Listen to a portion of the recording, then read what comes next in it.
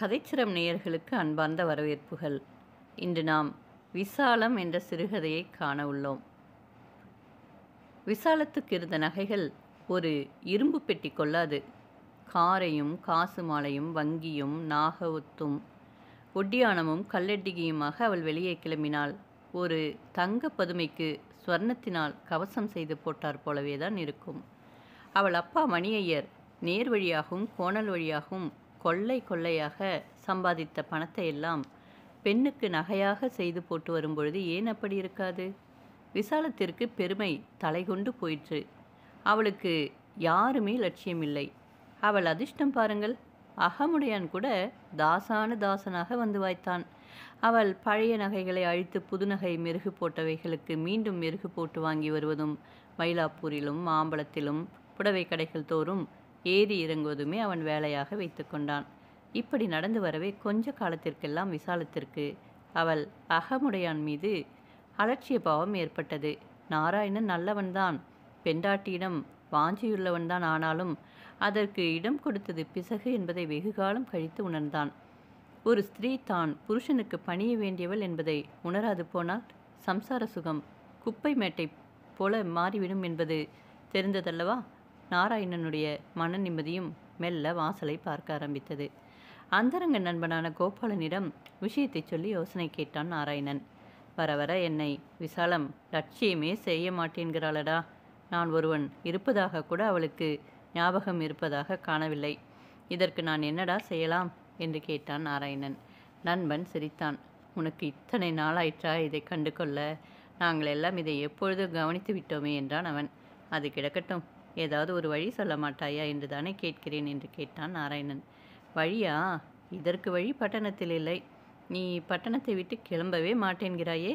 எப்போதும் வீட்டை சுற்றி கொண்டிருக்கிறாய். அவளும் தன் வீடுதான் பெருசு, வீட்டிற்குள் தானே பெரியவள் என்று எண்ணிக்கொண்டு விட்டாள். அதுவே முதல் பிசகு. இந்த வருஷம் அவளை அழைத்து கொண்டு குற்றாலம் அருவியை காண்பித்து விட்டு வா. அங்கே அதன் உயரத்தையும் அளவையும் பார்க்கும் பொழுது யாராக இருந்தாலும், அடே இது எவ்வளவு பெரிது, எவ்வளவு கம்பீரம், நாம் எவ்வளவு அற்பம் என்ற உணர்ச்சி கட்டாயமாக உண்டாகாமல் இருக்காது. அதை பற்றி இன்னும் விவரமாக சொல் என்று கேட்டான் நாராயணன் ஆவலுடன். அதை வாயாலேயே வர்ணித்து அந்த உணர்ச்சியை உன் பெண்டாட்டியிடம் உண்டாக்கிவிடலாம் என்று பார்க்கிறாயோ? அது நடக்காதப்பா.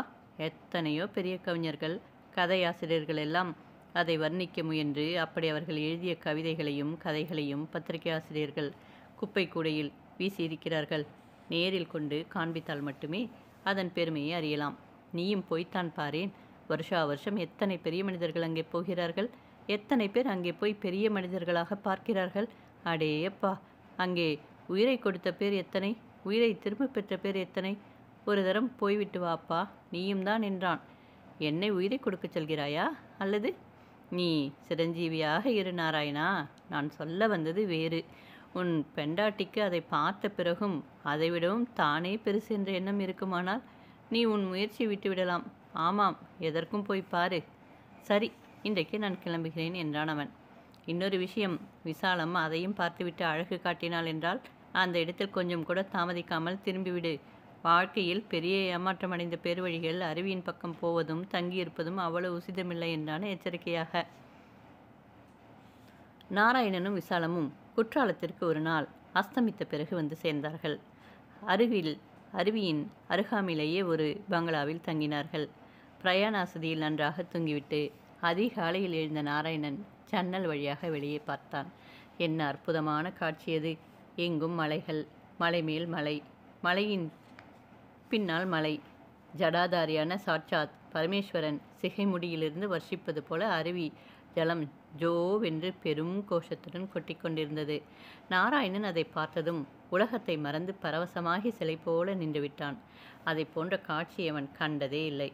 ஒரு கால் நின்றபடி தூங்கித்தான் போய்விட்டானோ அவன் என்று நினைத்து விட்டாள் விசாலம். ஏன், உங்களுக்கு என்ன இப்போ தூக்கமா என்றாள்.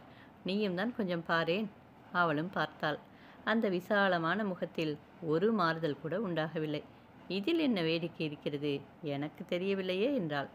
என்ன அற்புதமாக இருக்கிறது, அதை இப்படி சொல்கிறாயே? அற்புதம் என்னவாம்? மழை பெய்தால் நம் வீட்டு கூடுவாய் முனையில் கொட்டவில்லையா?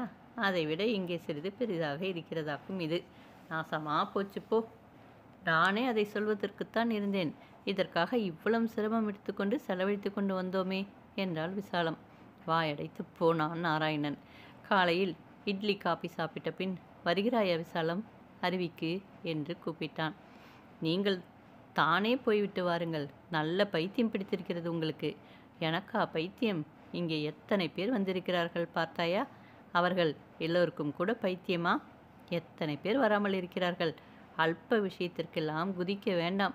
ஜாக்கிரதையாக ஸ்நானம் பண்ணிவிட்டு சீக்கிரம் வந்து சேருங்கள். சாயந்தரம் ஊருக்கு திரும்பி விடலாம். நான் இங்கே 2 நாளாவது தங்கலாம் என்று பார்க்கிறேன். என்ன அப்படி இங்கே வேலை? இந்த அருவியையே விலை பேசி வாங்கிவிடப் போகிறீர்களா? அப்படித்தான் என்று வைத்துக்கொள்ளேன். பைத்தியம் நன்னாத்தான் பிடிச்சிடுச்சு. புத்தி சுவாதீனத்தில் இல்லாத பேர் அருவிக்கிட்டவே போகப்படாது என்பார்கள். அதுதான் நீ இப்போது அங்கே வரமேற்கிறாயக்கும்.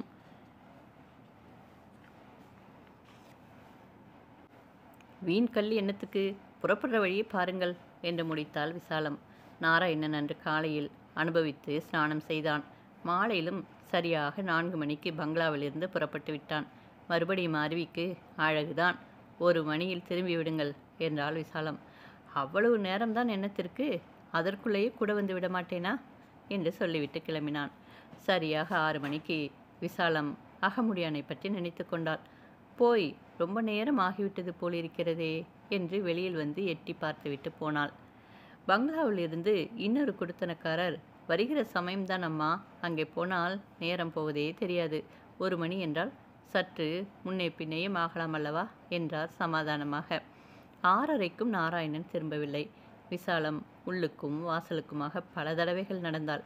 சரியாக 7 மணிக்கு அவளிடம் பரபரப்பு தென்படத் தொடங்கியது. சொன்னால் சொன்னபடி நடக்கிறவனாச்சே நாராயணன்.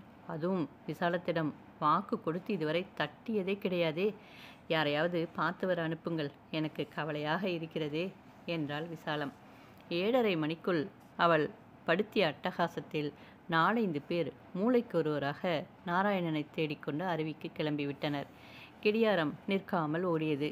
விசாலத்தின் இருதயமும் திக் திக் என்று அடித்து கொண்டது. நெஞ்சின் பாரம் வர வர அதிகரித்து கொண்டே வந்து 8:30 மணிக்கு சுமார் 2 டன் வரை கனத்து விட்டது போல தோன்றியது. நாராயணன் திரும்ப காணோம். தேடப் போனவர்களில் இருவர் 9 மணிக்கு திரும்பினார்கள். அவர்கள் அருவியை சுற்றி பார்த்து விட்டார்கள். அந்த பிராந்தியத்தில் அவனை காணோம். 9:15 மணிக்கு மற்றவர்களும் ஒருவர் பின் ஒருவராக வந்து சேர்ந்தார்கள். நாராயணனை எங்குமே காணோம். கிரீச் என்று கூச்சல் போட்டுக்கொண்டு சாய்ந்து விட்டாள் விசாலம். 10 நிமிஷம் கழித்து எழுந்தவள் அலறத் தொடங்கினாள். நான் என்ன பண்ணுவேன், நான் என்ன பண்ணுவேன் என்று திரும்ப திரும்ப பிரலாபித்தாள். ஐயோ, அவர் இல்லாமல் எனக்கு என்ன வாழ்வு, இதோ நானும் அருவியில் விழுகிறேன் என்று துள்ளிக்கொண்டு ஓடினாள். 4 பேராக அவளை கட்டி பிடித்து நிறுத்தி கொண்டார்கள். மறுபடியும் அலறல். அவர் இல்லாமல் நான் பட்டணம் திரும்ப மாட்டேன், முடியாது என்று உருமினாள். நாலாப்புறமும் வெறித்து பல பெருமூச்சுகள். அவர் திரும்ப வரமாட்டாரா? எனக்கு நகை செய்யவும், எனக்கு புடவை வாங்கவும் உடம்பை உழைத்தாரே, நான் அவரை கவனிக்க கூட இல்லையே, பாவி, நான் மகா பாவி. குடித்தனக்காரர்கள் பிடியிலிருந்து திமிரி, ஐயோ, அவர் பெருமை அறியாமல் போனேனே, அவர் புருஷராக இருந்தார், என் தெய்வமாச்சே, ஐயோ, நான் அவர் இல்லாமல் இதோ இந்த மாடியிலிருந்து என்று பலமாக கூச்சல் போட்டாள். தலை மயிரெல்லாம் அவிழ்ந்து புரண்டது. கண்ணும் மூக்கும் சிவந்து ஜலப்பிரளயமாக வர்ஷித்தன. உடம்பு துவண்டு போயிற்று. 1/2 மணிக்கு பின் ஆட்ட பாட்டங்கள், அலறல்கள் தள்ளாமையினால் ஓய முனகல்கள் மட்டும் வெளிவந்தன. சடக் சடக் என்று செருப்பு சத்தம் கேட்க மேல் மாடியிலிருந்து இறங்கி வந்தான் நாராயணன். எல்லோருமே ஆச்சரியத்துடன் கண்ணை அகல விரித்து அவனை பார்த்தனர். ஒரே பாய்ச்சலாக பாய்ந்து போய் விசாலம் அவனை இறுக தழுவிக்கொண்டாள். என்ற சப்தம் மட்டுமே அவள் கரை காணாத பிரேமையுடன் ஆனந்தத்துடனும் தன் முகத்தை அவன் மார்பு மீது வைத்து தேய்க்கும் பொழுது வெளிப்பட்டது. வெகு காலம் பட்டினி கிடந்த பெரிய மலைப்பாம்பின் பிடியில் சிக்கிக்கொண்டவன் போல திணறிக் கொண்டிருந்தான் நாராயணன். என்னை விட்டுவிட்டு எங்கே போய்விட்டீர்கள், எங்கே போயிட்டேல் என்று விக்கினாள் விசாலம். வேகம் சற்று தணிந்ததும், மாடியில்தான் இருந்தேன். என்ன, மாடியிலா? ஆமாம் விசாலம், அருவிக்கு போகிறதாக உன்னிடம் சொன்னேன் அல்லவா? மேல் துண்டு ஒன்று கொண்டு போகலாம் என்று மேல் மாடிக்கு போனேன். அங்கே ஈசுச்சேரியில் உட்கார்ந்தவன் என்னையும் அறியாமல் தூங்கிவிட்டேன். அப்படியானால் நீங்கள் அருவியிலே விழவே இல்லையா? ஐயோ, இத்தனை நாழி நான் ஏமாந்து போனேனே. ஏன், நான் விழவில்லை என்று உனக்கு ஏமாற்றமா விசாலம்? இல்லை, நீங்கள் இல்லாமல் நான் எவ்வளவு அற்பம் என்று தெரிந்து கொள்ளும்படி பண்ணிவிட்டீர்களே என்று ஓலமிட்டாள் விசாலம். இப்பொழுதுதான் விசாலத்தை தழுவி தோளோடு தோள் அவன் மொத்திக்கொண்டான். அவன் முகத்தில் குற்றாலத்துக்கு தான் வந்த காரியம் வெற்றி பெற்றுவிட்ட சந்தோஷம் தெரிந்தது. விசாலம், நாளை காலை வண்டியிலேயே நாம் ஊருக்கு கிளம்பி விடுவோம், ஆழாதே என்றான் சமாதானமாக. மூற்றிற்று.